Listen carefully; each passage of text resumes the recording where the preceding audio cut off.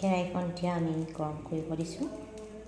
ইয়াতে দি দিছোঁ গৰু ঘি। এতিয়া তাতে পাস্তাখিনি দি দিছোঁ। এইখিনি পাস্তাত 2 চামুচ চেনি দি দিছোঁ। সকলোৰে টেষ্টখিনি বেলেগ বেলেগ।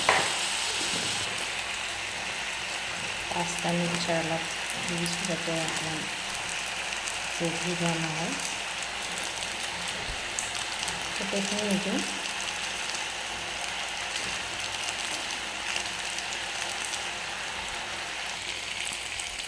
এতিয়া দি দিম মেয়নিজ।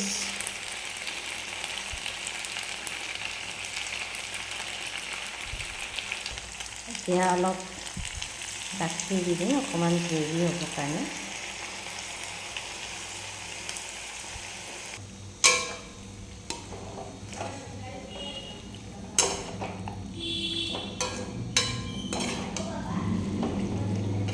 ইয়াতে আপুনি ইচ্ছা কৰিলে চীজো দিব পাৰে। যিহেতু মেয়নিজ দিছোঁ, চীজটো দিয়া নাই টিফিনৰ কাৰণে।